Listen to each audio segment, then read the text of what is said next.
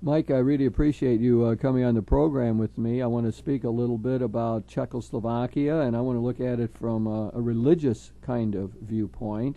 I know you have a great interest in the country and find your own roots there and have visited the country and have continued to keep up a bit on what's going on there. You are by trade an economist, however, and not a theologian, right? Exactly, and I wanted to immediately put out a disclaimer that I'm by no means an expert on Czechoslovakia. Yes, right, nor am I, and I am supposed to know something about theology, however, since we're talking about a religious side of this thing. And but I think we'll have just a conversation about this, Mike, without posing as experts, because I do think it's fascinating, and people have become much more interested in Eastern Europe as a result of the great revolutions there, and thinking of the Velvet Revolution in Czechoslovakia in 1989, and the way we rejoiced with people there, and not least of which was the new religious freedom that they had. And such a open-air thing, a new Pentecost occurring in Prague and around Bratislava, around the country, and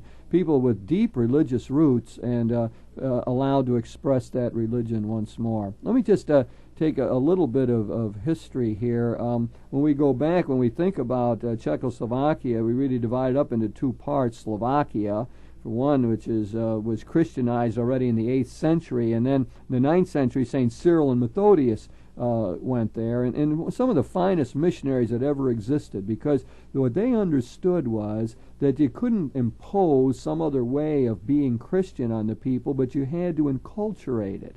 You had to let it take its own form, and so they worked out a whole Slavonic liturgy, the way the Mass was said in the native language, and they used the customs of the people. It was really wonderful. I suppose in some senses, part of the pagan religion that was there before might have lingered on throughout the centuries, but what they were very good at was enculturation. That is, making Christianity indigenous, and of course we know to this day that Slovakia has remained Catholic, high percentage of Catholics, and so on. You want to say anything, St. Cyril and Methodius, that bring anything to your mind, or your own religious roots in that way? The only thing it really brings to mind was, in a way, it was like a high school prank.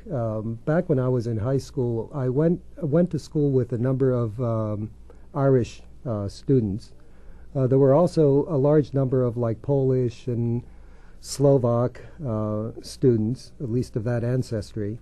And in a way there was like a division between the two groups. And in particular this would arise on St. Patrick's Day, when all of the Irish people would wear their green ties.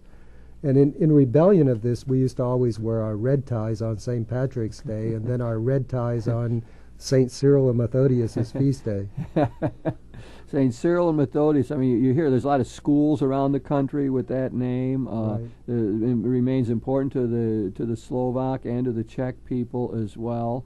Important feasts, and really, I mean, I think they represent the best of the Catholic missionary effort. Instead of being very authoritarian, they really did try to blend in with the people and bring the message to the people. And your contrast would be the way the attempt was made under the direction of the popes to Christianize China, where after Matteo Ricci, the great missionary, had tried to do it the same way that Cyril Methodius did it, the Vatican didn't allow that, and as a result, China was never Christianized the way the Slavic people were. And in the Czech part, which is Bohemia and Moravia, the other part of the country that was formed in 1918, we call Czechoslovakia, Christianization occurred a lot in connection with King Wenceslas. King Wenceslas, who died in 929. And after that, that area was Christianized. I think today that Czechoslovakia is about 67% Catholic. And the Catholic Church, of course, had a lot to do with the revolution, as we would see. So religion has been part of all of this. And then what happens is that the communists come in after the Second World War and make a tremendous effort to stamp it out. It became one of the most repressive regimes religiously in any of the Eastern Bloc, I suppose more so than in the Soviet Union. And an interesting part of that whole attempt to stamp it out is the fact that it was so strongly ingrained in the people they just couldn't do it. I was very surprised last August when I visited there for the first time since I was a child, to be driving down the street and see all of these crosses everywhere. In every little town or little village that you would go to, always as a central feature of the landscape was the church, some of which were extremely beautiful. No matter what the communists tried to do, the people just hung on to their religion. And I have a suspicion that that urge for religious freedom, to a certain extent, helped explain the Velvet Revolution that occurred a year and a half ago. I think you're absolutely right. I remember visiting in the Czech part, back to where my grandparents' village was, near the border with Slovakia, and seeing the churches the same way, and the people so proud of that, and the little wayside shrines you see along the road all the time. So you're definitely in a Christian country when you're there, and a strong Catholic sense of things. I remember talking to people in the little village where my grandparents had moved from around the turn of the century, and talking about how when the communists took over, how in that tiny little village they had surveillance of the people going to church. And as throughout the whole country, you really could go to church, but there were penalties connected with it, especially if you were at all outspoken. They could penalize you by not allowing your offspring to move ahead educationally, not allowing travel. Some people couldn't get any kind of better jobs. There were all this subtle, and often not so subtle, pressures put upon the people to try to stamp out religion. And yet, as you point out, the religious spirit was so strong that they really were not able to do it. And it was so refreshing. I arrived in this little town north of Bratislava last August on a Sunday, about 11:15 a.m. My mother had told me that in the center of this small town is a place where she was staying visiting her sister, and told me to aim basically for the church and that I would be able to locate her in that way. So when I arrived there was a little park next to the church. I sat there on a bench hoping that I would encounter my mother, because I didn't know exactly where she was in the village. And the church bell started ringing, and apparently Mass had just finished, and all of these people started coming out of church. It was as if the church had been packed, more than it could really hold. And that was a very good sight, because I recall my mother telling me about when she was a younger child, how with the communist rule there was such repression of their religion, and now it was open again and free again.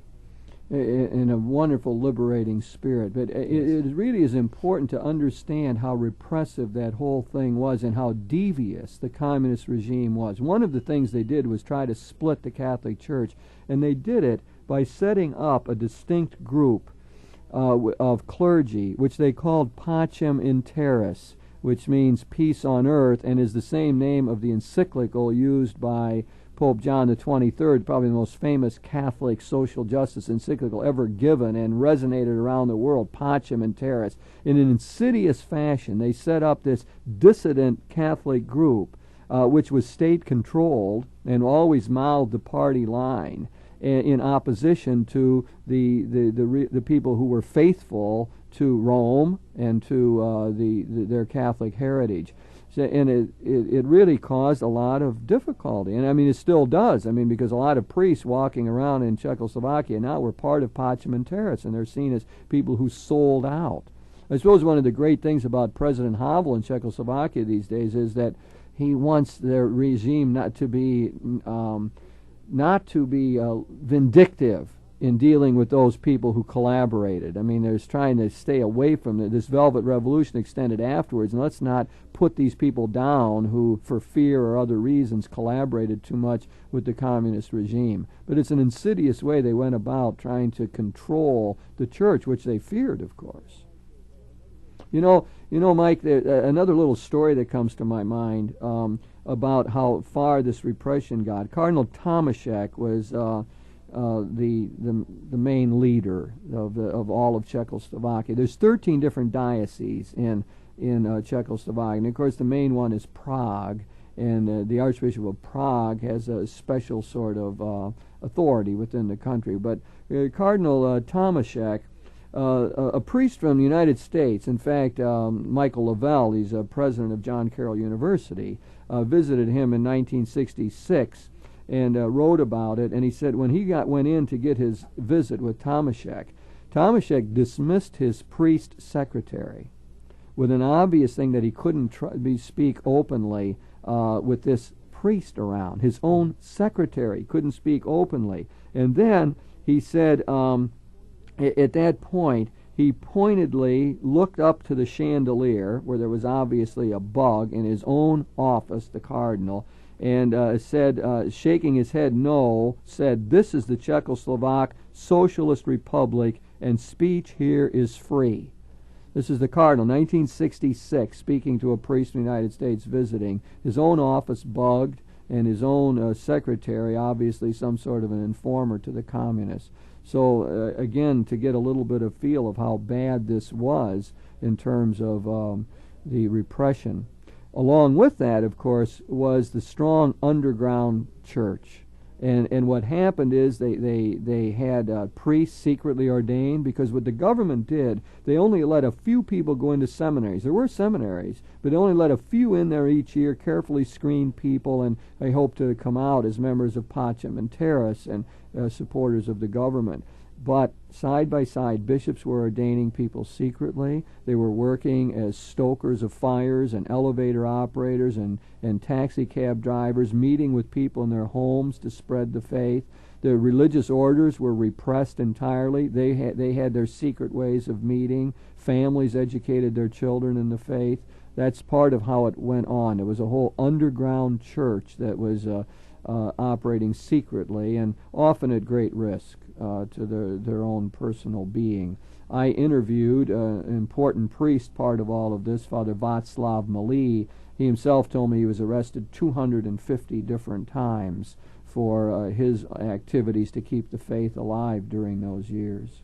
I think what you're saying is very indicative of a very strong element in man's sort of philosophical makeup, where we need this spiritual aspect to our lives that even in this country to a certain extent we've been missing or losing.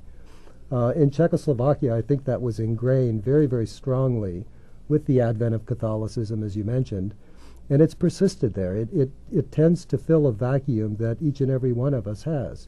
And there was no way that communism could ultimately convince the people to be atheistic and give up on that hold on their faith. Right. And as I commented earlier, I think that was partially the undoing of the communist threat over there because the people just had such a strong religious fervor. I think that's right. And, of course, that influenced the whole culture. In fact, we could take what we're talking about here as sort of the cultural perspective on what's going on in Czechoslovakia, because that influenced the university structure. The famous university in Prague is Charles University, and in that university they had something like 180 people in the Marxist-Leninist division of the university.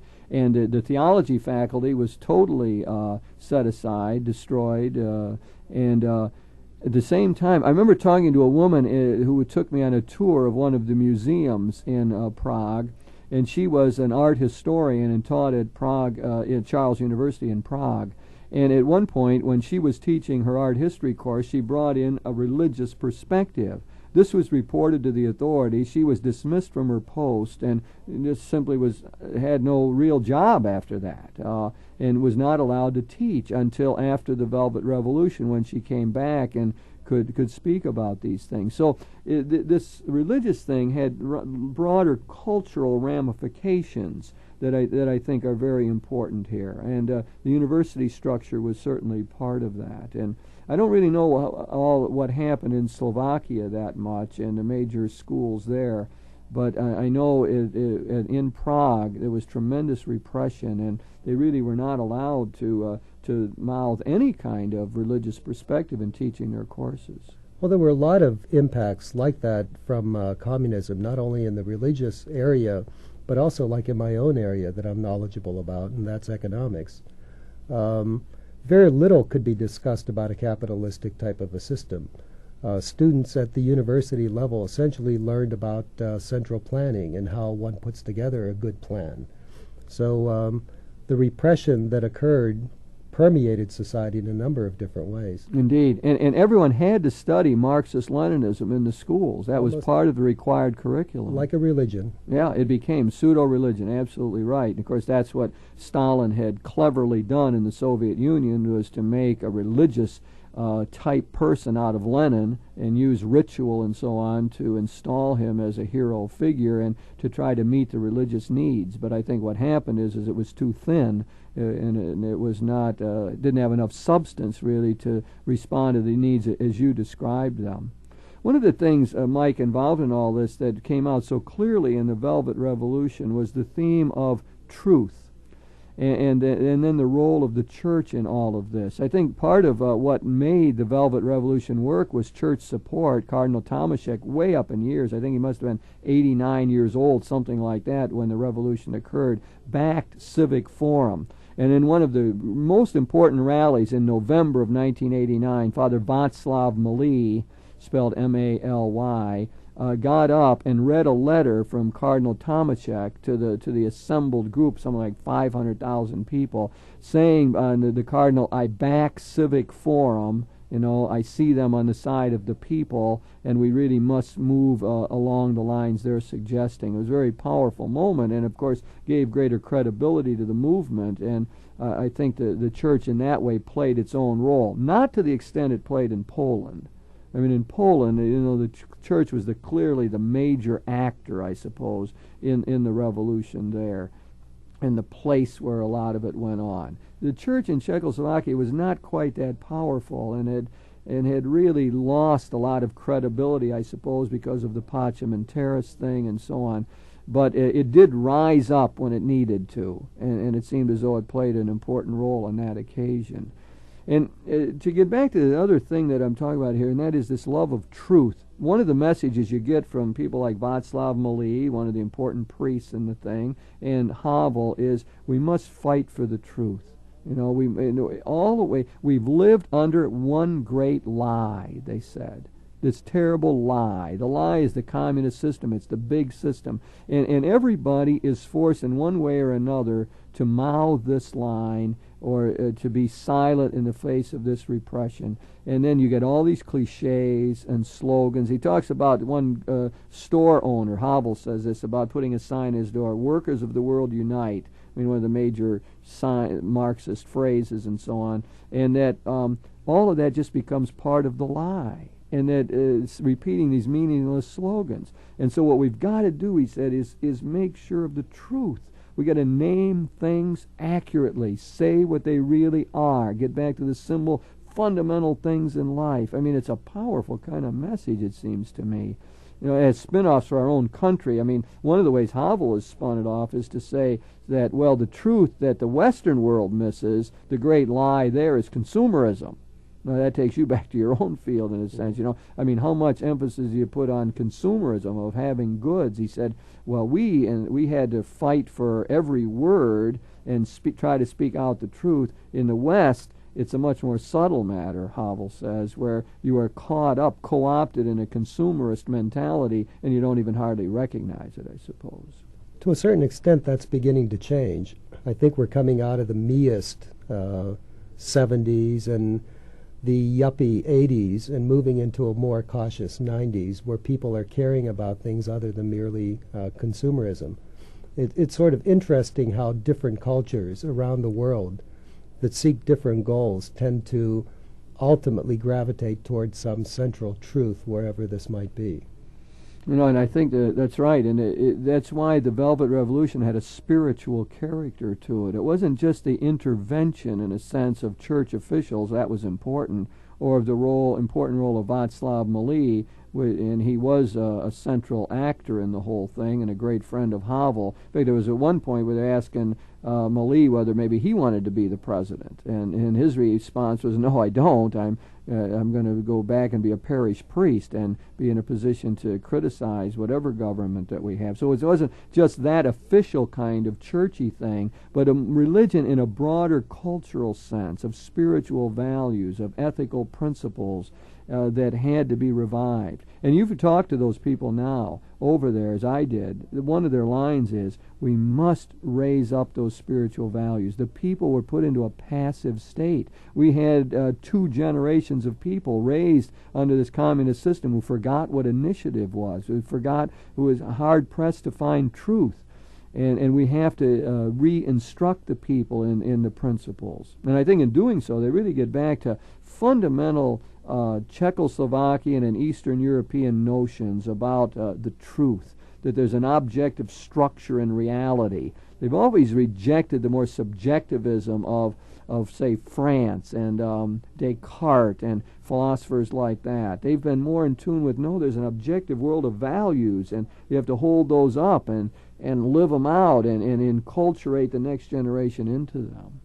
So I think that aspect of it, too, in this broader religious sense, seek out the truth. I mean, that should resonate with us, don't you think, in a way, Mike? I mean, even with our own students, or a way to play up this the fact that, to be seekers after truth, not just a degree and not just get a job, but there's something about learning and understanding life and so on. I think it's very critical that we attempt to do that, because we've been so relativistically oriented, where if it feels good, do it kind of mentality.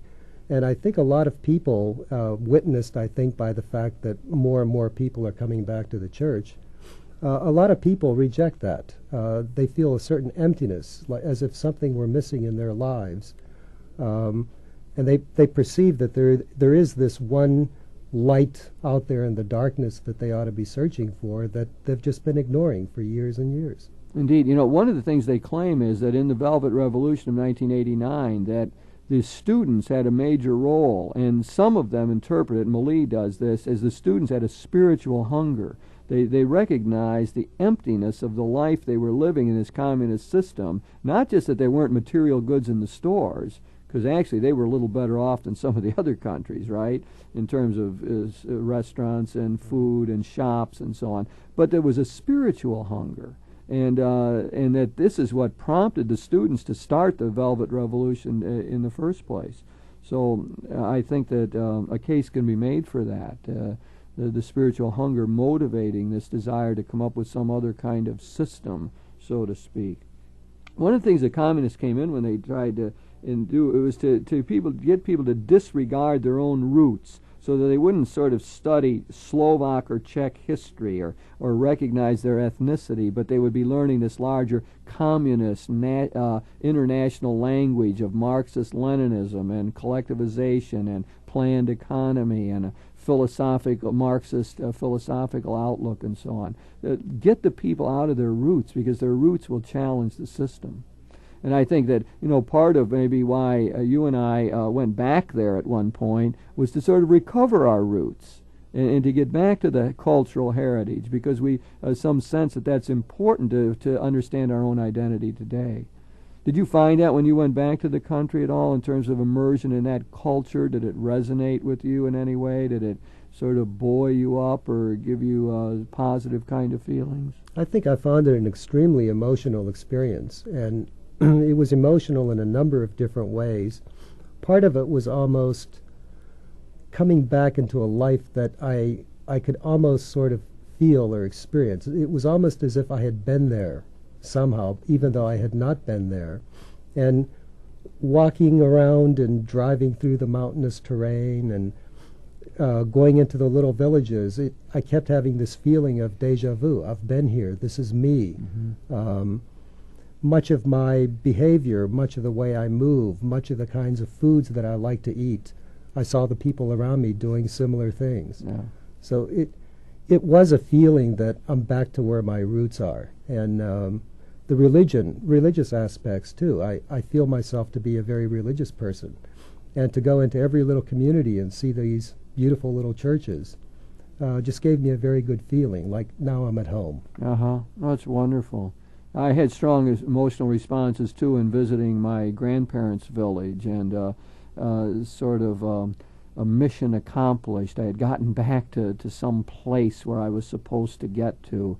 Yeah, a strong feeling for me as well. It's interesting how the religious cultural thing meld together in that society, isn't it? I mean, it's not so distinctive as we might think of it here in the United States. And they're making real efforts to pull that back together now. All 13 dioceses in Czechoslovakia now have bishops in them, which they didn't have for a long time.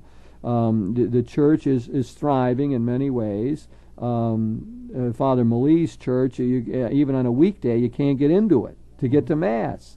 They're standing all lined up along the walls, so that you have a strong revival going on now. Cardinal Tomaszek is still alive and sort of looking over all of this.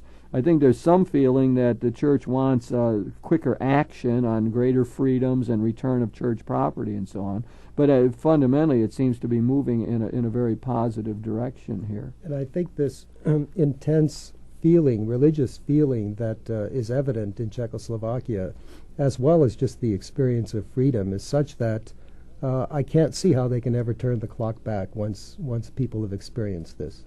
Yeah, I agree with that. It's a new air they breathe, and it's exciting. It's difficult economically. I mean, prices go up and unemployment is there. Politically, it's hard to hold the Czechs and the Slovaks together and to find out a workable system. And religiously, they have their work cut out for them also. What they've got to do is to try to educate a whole new generation in the church. The priests often have very poor education. They were ordained in a clandestine fashion, never got a chance to study much in the seminary. It was all done underground. They're very pre-Vatican II in their outlook. They have to be brought up.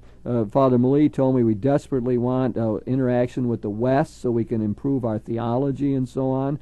So they need in various ways to find out how they fit into this new society. Havel himself is very open to that spiritual dimension, and I think the church leaders are trying to figure out how they can be good partners with the government in trying to create a better Czech society.